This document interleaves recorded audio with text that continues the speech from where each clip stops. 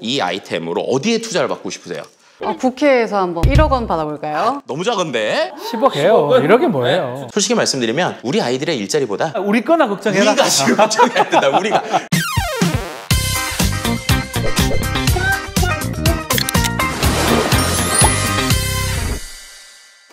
우리에게 꼭 필요한 국회 이야기를 상쾌하고 통쾌하게 풀어드리겠습니다. 국회 상쾌 통쾌! 안녕하십니까. 통쾌남 변호사 박지훈입니다. 안녕하세요. 상쾌한 아나운서 박하윤입니다. 하윤 씨 혹시 챗 GPT 아십니까? 당연히 알죠. 와우. 그래서 제가 한번 써봤는데 아직까지는 저한테 너무 어렵기도 하고 이게 지금 당장 나한테 필요가 있나? 뭐 이런 생각도 들더라고요. 아닙니다. 우리가 앞으로 잘 살려고 하면 알아야 이거 되죠. 분명히 알아야 됩니다. 그래서 이분을 모셨습니다. 한마디로 표현할 수 있어요. AI 전도사, AI 모든 것을 소개해 주실 김덕진 IT 커뮤니케이션 연구소장님 함께합니다. 안녕하십니까? 네, 안녕하세요. 반갑습니다. 윤덕진입니다. 안녕하세요. 반갑습니다. IT라고 하는 좀 복잡한 기술을 좀 누구나 쉽게 할 수 있다 이런 거 설명드리고 있는 김덕진이라고 합니다. 반갑습니다. 반갑습니다. 네. 아니 요즘 AI가 핫하잖아요. 조금 어렵고 먼 얘기 아닙니까? AI 대중화. 왜 이렇게 힘쓰고 계십니까? 그러니까 지금 이렇게 설명드리면 될 것 같아요. 우리가 스마트폰 처음 나왔을 때 있잖아요. 앱 설치법도 책으로 나왔었어요. 기억나요. 나 배웠어요. 2007년도요. 2006년도. 하윤님은 너무 젊으셔서 모르겠지만 근데 제가 볼 때 지금 AI가 그래요. 요즘엔 우리가 앱 설치할 때 책 안 보잖아요. 그냥 안 깔면 보죠. 되고 그냥 깔면 쓰면 되는데. 되고 AI가 지금 이 정도 왔기 때문에 그러니까 우리 같이 써봅시다 이런 얘기들 좀 같이 하고 있습니다. 그러니까 생성형 AI 이게 뭔지도 우리가 모르는데 또 알려고 하는데 갑자기 유행이 지나가 버리는 거 아닙니까 또? 이 생성형 AI 챗GPT라는 네. 기술이 어떤 거냐면 얘네들한테 뭔가 질문을 하면 그럴듯하게 사람이 얘기하는 그대로 답변을 하거든요. 이게 사람인지 캐릭터인지 대화만으로는 구분이 안 될 거잖아요. 그럼 이제 몰입감이 더 높아지겠죠. 그래서 그런 기술들이 하나씩 들어가면서 이 기술은 계속 발전하고 있다. 이렇게 말씀드릴 수 있을 것 같습니다.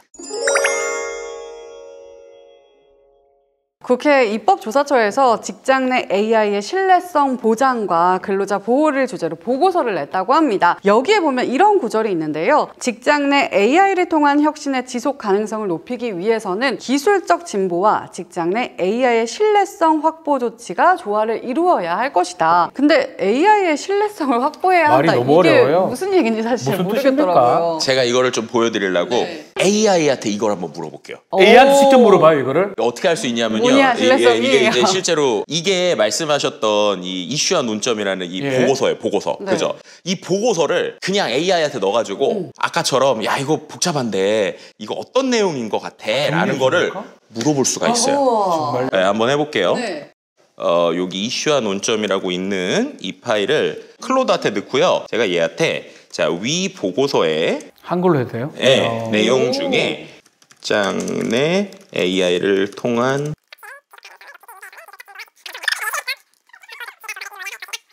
답변을 해줘 이렇게 시키는 거예요. 이렇게 그럼 얘가 이제 뭐야, 찾아내? 이제 이 내용을 보고 이렇게 빨리? 여기 나오네요. 안전성과 기본성 존중, 투명성과 이해 가능성, AI 사용 인지 뭐가 엄청 많이 나와요. 엄청 많네요. 근데 이렇게 하면 어렵잖아요. 어려워요. 우리한테. 너무 어려워. 진짜 이렇게 말해요? 내가 방송에서 쉽게 설명할 수 있도록 두 줄로 설명을 해줘. 중학생도 이해할 수 있는 수준으로 적어줘. 제발 이렇게 적는 거예요. 마지막에 부탁도 해요. 부탁도. 그러면 직장에서 AI를 믿을 수 있게 만든다는 뜻이에요. 즉 AI가 공정하고 안전하게 일하며 사람들이 AI의 결정을 이해하고 필요하면 이의를 제기할 수 있도록 하는 거예요. 이야 알아먹겠어요. 무슨 지 알겠어요. 쓰는 사람도 이 AI가 안전하구나 라는 걸 이제 우리가 인지하고 AI가 우리의 문화 그리고 우리 일 가운데 스며들게 해야 된다 라고 하는 게 이제 설명으로 이렇게 좀 정리할 수 있습니다. 정말 AI가 똑똑한 것 같은데 이제 문제가 있어요. 이렇게 똑똑하다 보니까 AI에 대한 불안과 우려도 있는 것 같아요. 이 AI가 우리 다 대체할까 봐. 아나운서 대체하고 변호사 대체하고 어떡해요. 촬영실 대체할까 봐. 직업 다 뺏어가는 거 아니냐 이런 걱정이 있거든요. 다 실업자 되는 거예요 이제 우리. 우리가 4차 산업혁명이라는 말이 처음 나왔을 때 있잖아요. 그때 인공지능이 우리의 일자리를 어떤 걸 대체할 것인가 라고 하는 리포트들이 되게 많이 나왔어요. 특히나 알파고 이후에. 근데 그때 재밌었던 게 가장 먼저 대체된다는 게 어떤 분야였을 것 같으세요? 비서 같은 거 아닐까요? 아니면? 지금 우리가 그렇게 생각하잖아요. 그때는 뭐였냐면 사람이 노동력을 써서 일하는 쪽. 예를 들면 목공 아니면 이런 뭐 공장에서 일하는 거 이런 거라고 했거든요. 근데 재밌는 건 말씀드린 대로 가장 대체 안 된다고 한 사람이 누구였느냐? 소설가였습니다. 그리고 아까 말했던 비서 이런 것도. 그러면서 그때 무슨 얘기를 했냐면 AI가 아무리 똑똑해져도 안 될 거야. 인간의 창의력은 안 돼 이랬거든요. 그랬는데 지금 8년이 지나고 정확하게 이게 반대가 됐어요.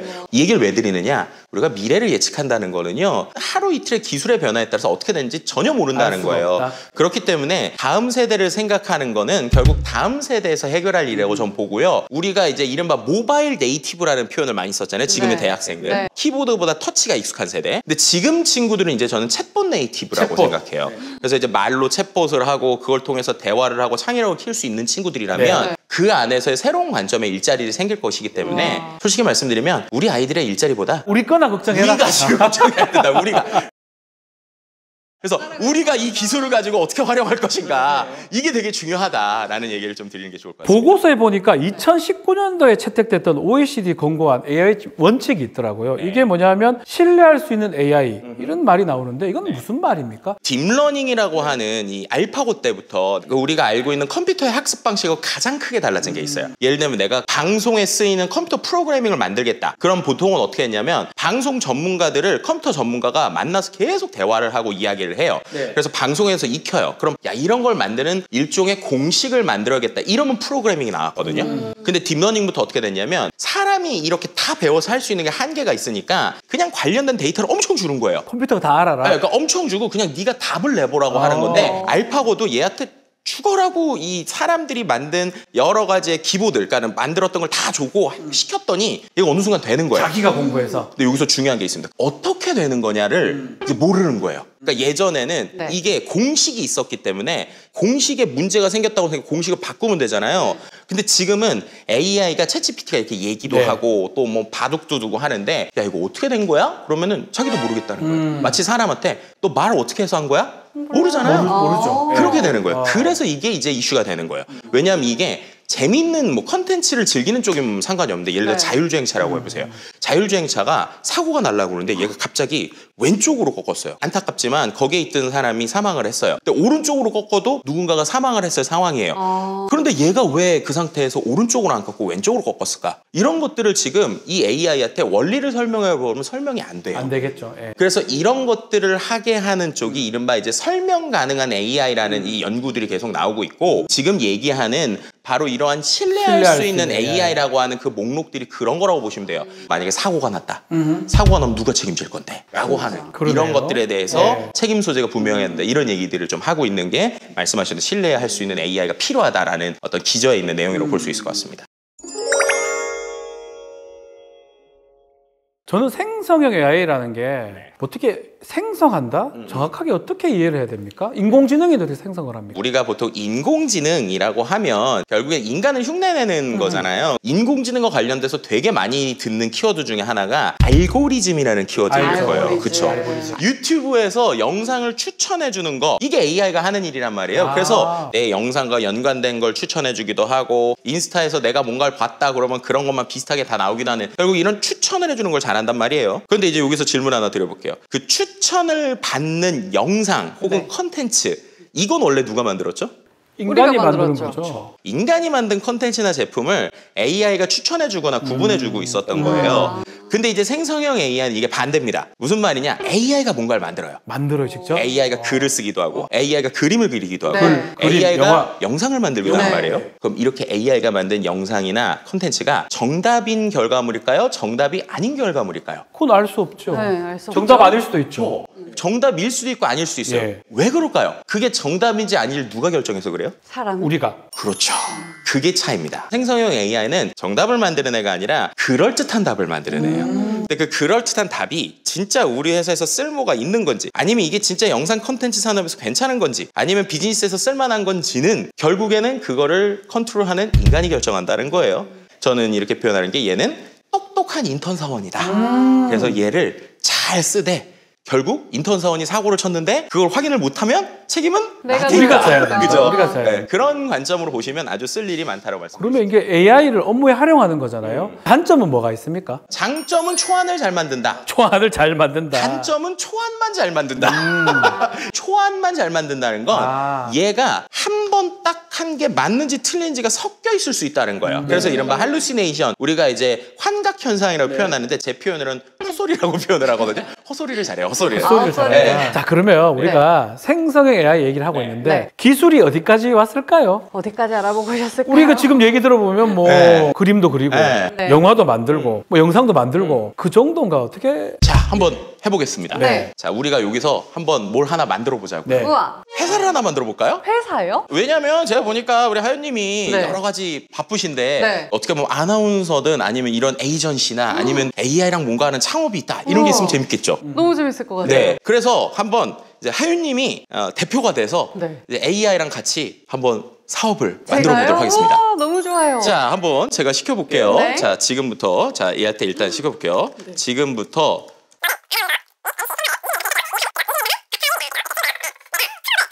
어떤 쪽에 만약에 창업을 한다면 하실 수 있을 것 같아요. 본인의 전문성을 살려서. 저의 전문성? 네. 뭘 해야 될까? 스피치 뭐 이런 거? 스피치? 예를 맞아요. 들어서 네. 스피치 학원을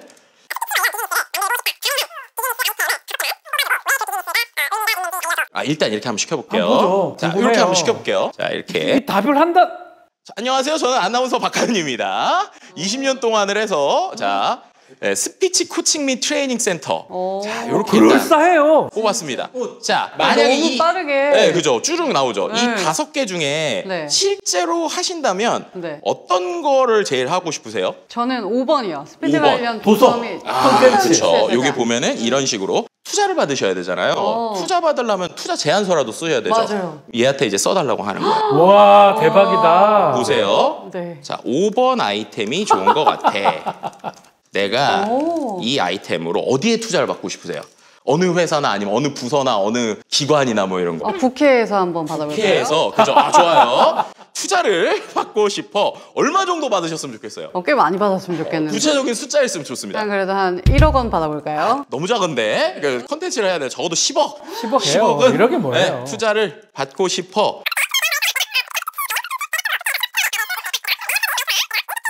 투자 제안서를 써줘. 먼저 제목과 목차를 만들어 보자. 이렇게 시키는 거예요. 와, 이게 되는다. 자, 이렇게 시키면 미래를 말하는 님 스피치 컨텐츠의 혁명. 이래서 우와. 목차가 쭉 나오고 있네요. 자, 이 상태에서 이거를 좀 임팩트 있게 노래를 만들어서 노래도 거기에서 음악을 틀면서 우와. 한다. 그러면 효과가 있겠죠. 당연하겠죠. 그러면은 이제 이렇게 시키는 위 내용을 기반으로 노래를 만들고 싶은데 가사를 적어 줄래? 돼요, 이게? 네.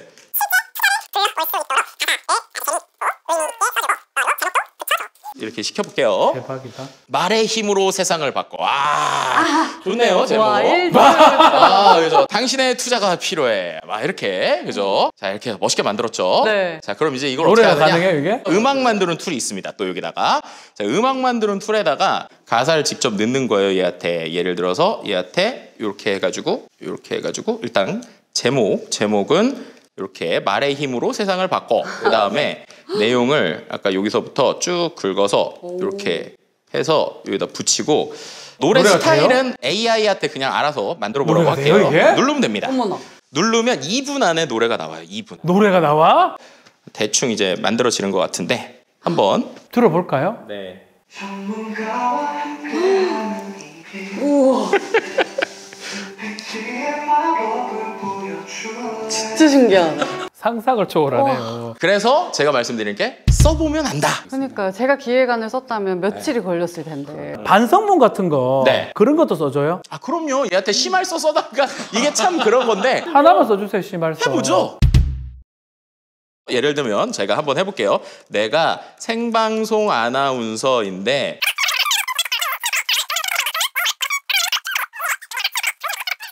심할서를. 네. 근데 이렇게 해도 얘가 오타 있어도 솔직히 알아먹긴 해요. 네. 어떡해. 자, 진솔한 심할서 초안을 어머나, 써. 어머나. 작성해보겠다고 얘기하는데 수신. 어머나. 대학 은사님과의 식사 자리가 있었대요. 해외 부임을 앞두고 계셨길래 아니 거짓말 왜 제일 잘해 제가? 건강 관리에 더욱더 하면서 컨디션을 유지하겠습니다.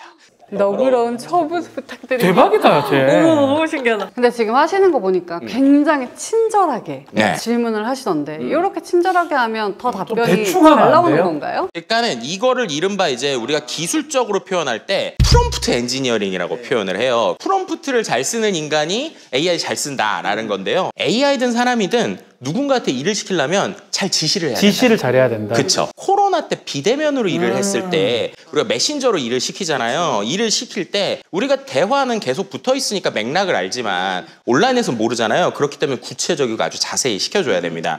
여러 가지 기법이 있는데 구체적으로 지시를 해야 된다는 거예요. 왜냐하면 AI는 사용자의 마음을 들여다볼 수가 없잖아요. 그러니까 얘한테 그냥 시 써줘. 그럼 자기 마음대로 쓰거든요. 그래서 시를 뭐 아름다운 세상이 있는 시를 뭐 최소 2문단으로 써줘. 이런 식으로 구체적으로 시켜야 된다는 거예요. 명확한 단어를 써야 됩니다. 명확하게. 이거는 이제 동의어. 예를 들면 배라고 표현하면 네. 얘가 입인지 아하. 입인지 쉽인지, 몰라요. 예. 그래서 그런 거는 예를 들면 쉽이다라고 하면 배 옆에 가로치고 쉽 이렇게 써준다거나 이런 기법들이 필요하고요. 맥락을 제공하는 거예요. 맥락이라는 건 앞서서도 보고서 같은 걸 주고 이 보고서에 있는 내용을 써라라든지 뉴스 기사를 주고 이 내용에 대해서 뭘 쓰라든지 올바른 형식은 얘한테 적절하게 단계별로 이렇게 주는 방식 그리고 일관성이라는 거는 이제 제가 한 방식들을 하나의 템플릿으로 만들 수 있거든요. 그래서 그 방식을 갖고 다른 사람들 쓸 수 있게 구조화하는 뭐 이런 기법들이 있다라고 말씀드릴 수 있을 것 같습니다. 편견이 들어있는 데이터를 줬으니까 AI도 편견이 나온다. 이 모든 걸 정리하면 AI 리터러시가 필요하다. 그래서 네, 그렇게 말씀드릴 수 있을 것 같습니다.